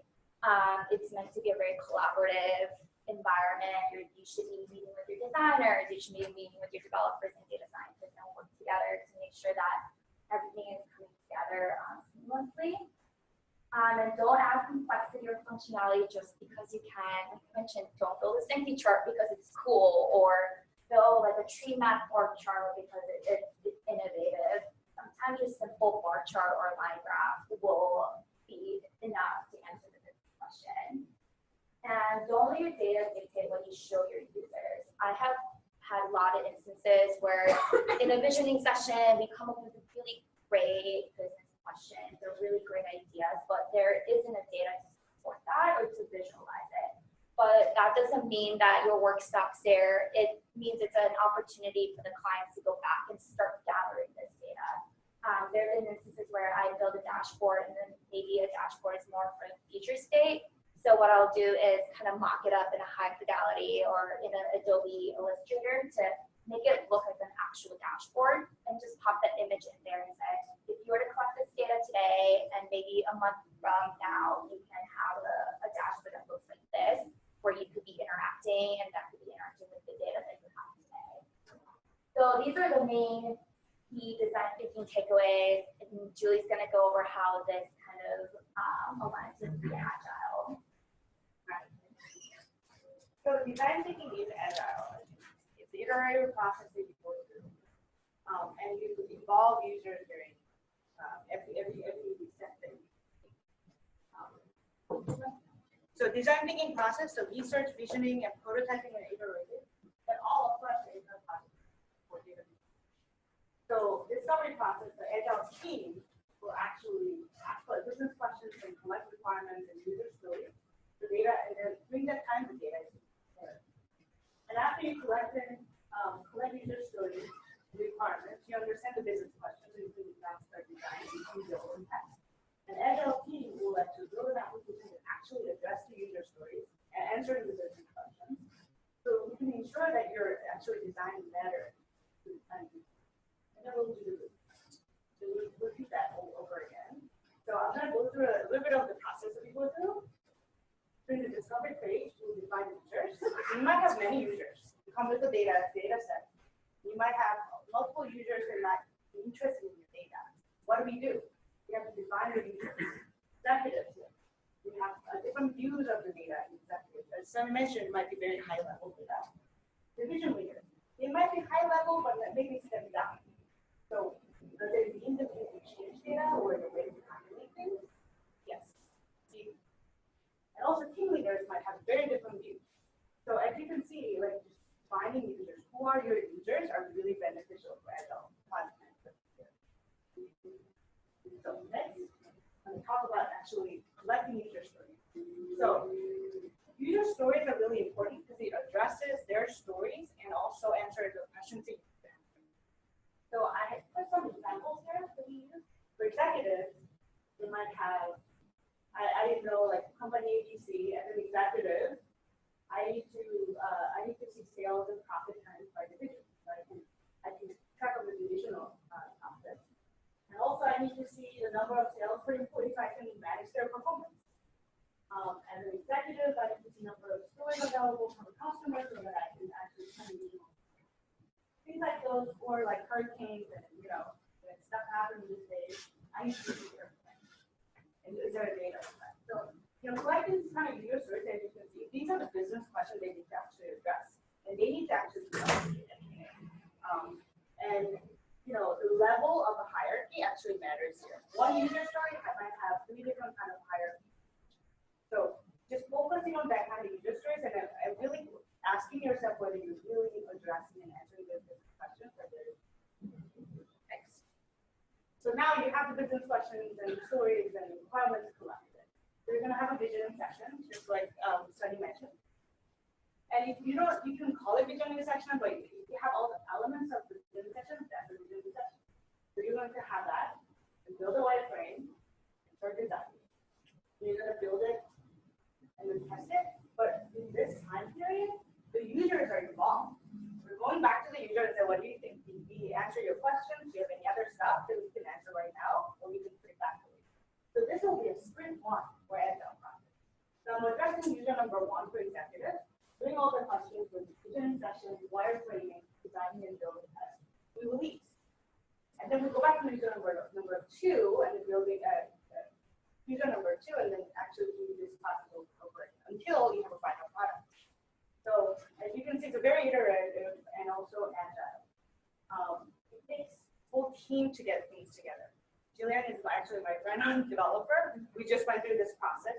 We have multiple designs going through, and we tossed different ideas and showed the client, review with the team members, there were discounts, like everyone gets together and critique your work.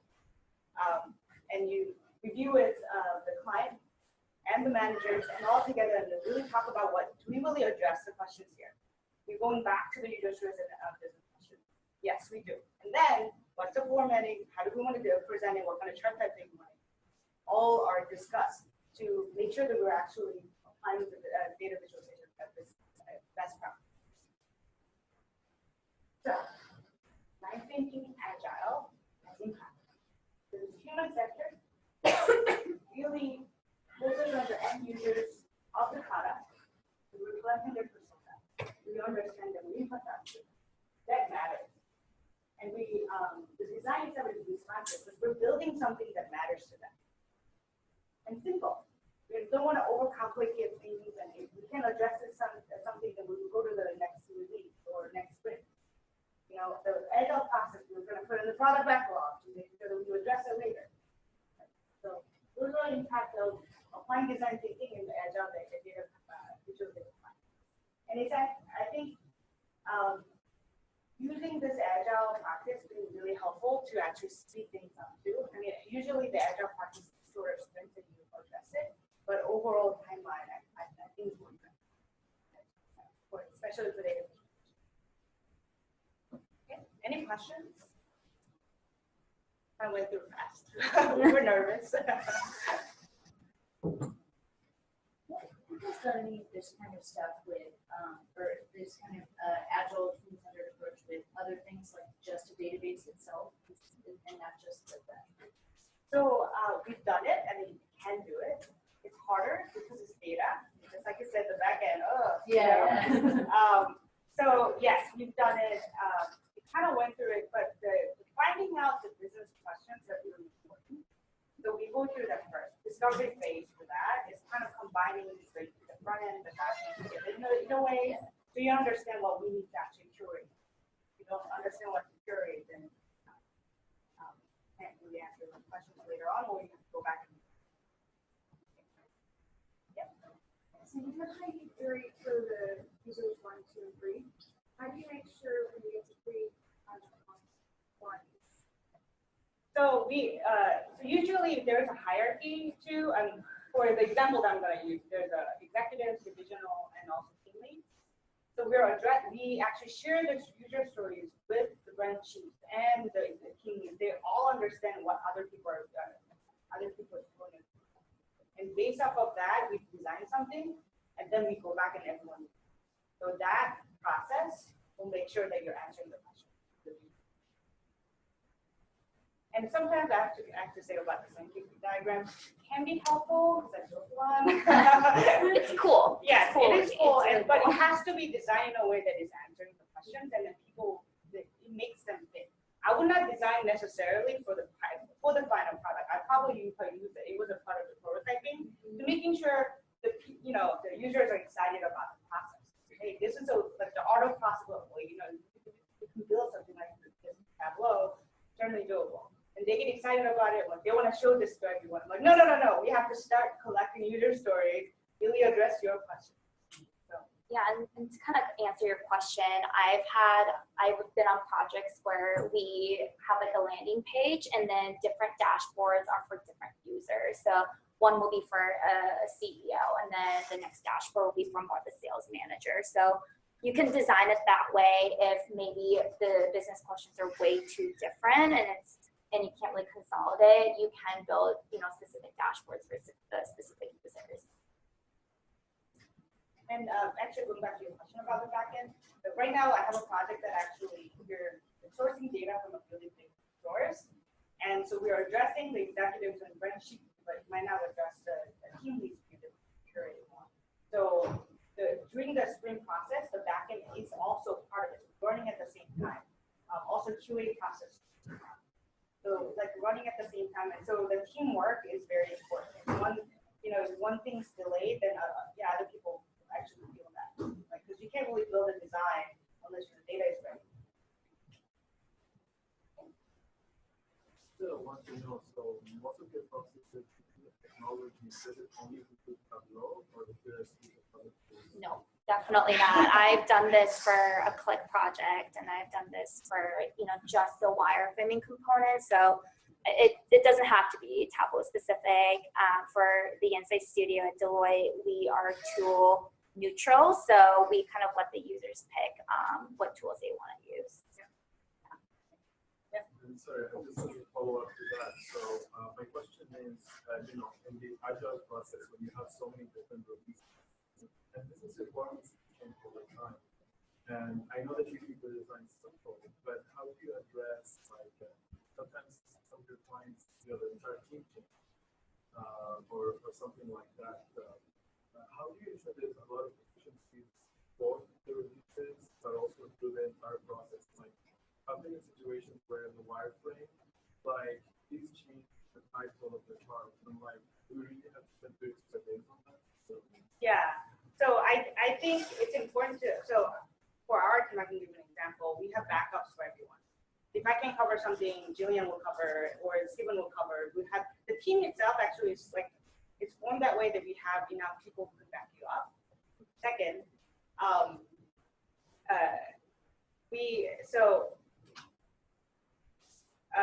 it's just skipping my mind right now. So we have the backups, and what was the other question? I'm sorry. The efficiency. So, so QA team. So we have a QA team separately, and they are not part of the design usually, right? So we went through the process where the QA team is taking longer because they don't understand the business questions or the data elements of it. So we try to involve them very earlier so they understand the data model. They understand what we're trying to answer. So everyone is involved from the beginning, so they understand. And also QA team is not only one person there. I have backup and other people there. So it's just having that kind of project team that can back up each other, and even you lose one person, then the other person can train other people, because they have that understanding. And we usually have like the project managers or client who can actually translate the problems that that other people might not know. But so overall we have a really good dynamic right now. But if we don't, then you want to actually create that environment.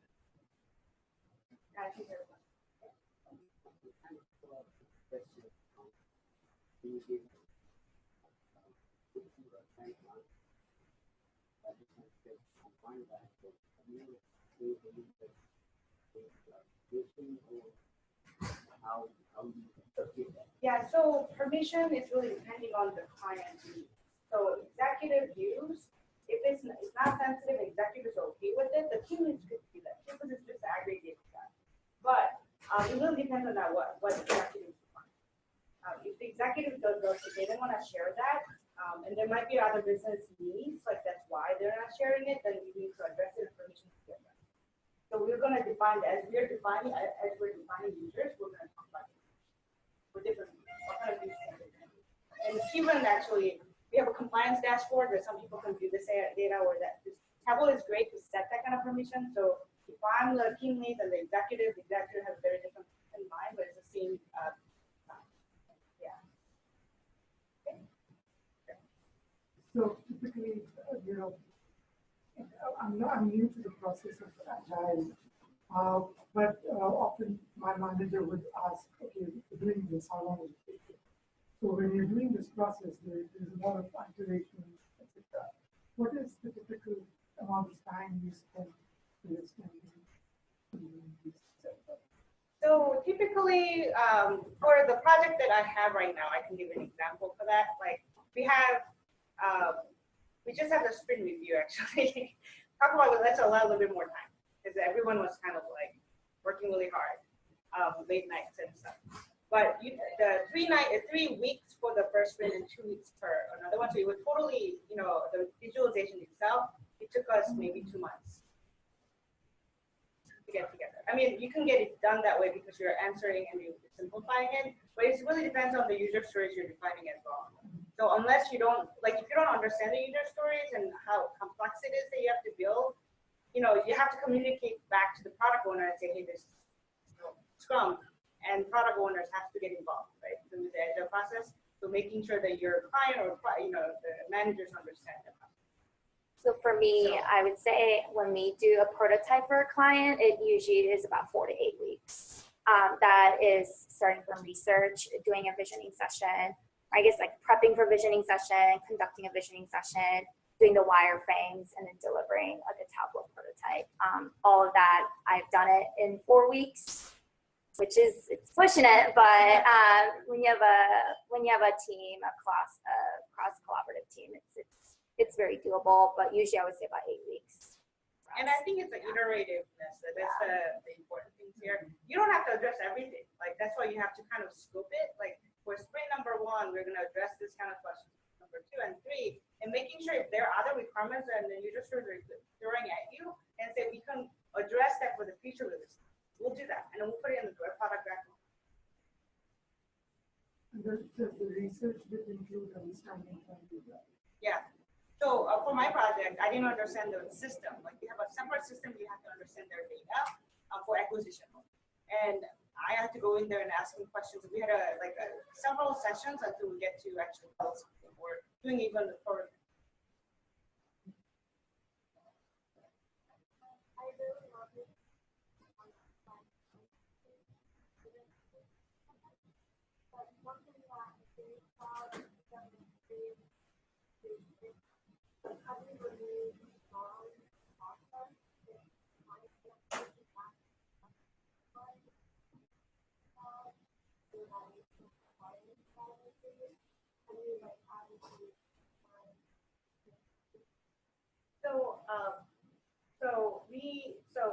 My project right now is actually hybrid agile. It's not purely agile. So I have a long requirement phase, and then we have a sprint schedule for data implementation. So it really depends on how you design the process, and actually you have to have a mind to have a sprint schedule and all that agile concept. So you might actually start with a waterfall approach and then doing the agile, and then end with a waterfall agile. So there's a hybrid agile approach that you can do. But yes, you have to get a buy-in. You have to understand who the product owner and the client and stakeholders, so they understand the process and making sure that all the communication is done. So we have we don't have a daily stand-up, but we do have stand-up calls if you address it, and then per person, if you have any issues, then we'll be addressing with the manager, the client, and everyone's involved to solve it. So I think that I really like the agile process because any issues that you come up with, that you can address it then and solve it. And to kind of go off that, so at least like the design aspect of it, so when you're doing a visioning session, I always like to ask the clients, what are your preferences? And ask them, is there certain charts that you actually don't like? Some will say, I hate pie charts, and you note that. Are you colorblind? Should we need to account for that?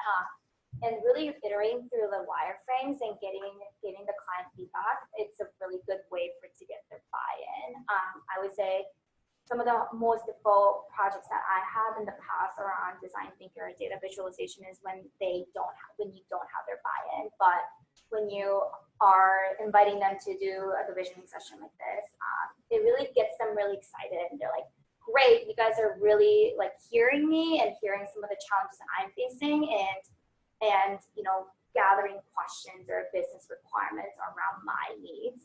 And I feel like that's a really good way to get them to get really excited about the project. And when you do that, they're going to be the advocates for your project. So they're going to be advocating to other executives and red chiefs and teammates and say, look at what we have so far. Don't you need this? So then we grow. It sounds like guys are build a lot of yeah. Yeah. Has Agile been consistent proper project management style for all of your visualization projects, or has it been something that's new? It's kind of, I would say we did it long term, we did it, try to do it here and there. And the full project, actually, the process that I'm actually using is it's pretty new to the team, but they understand the design process. So we went through those kind of process in the past. It's not completely new to them, but we're putting in a framework so they understand, this is agile. So agile is a concept, so you can slowly introduce or proportionally introduce or everything. Everything's really usually hard for the federal agency. I just might be. Just a note for people for this session and the last session, Tableau actually has something called Tableau Drive. It's a free methodology that they developed. You can go download manuals, workbooks at drive.tableau.com if you want to make a case to your management business. Have something official. All right, any other questions? Well, thank you very much.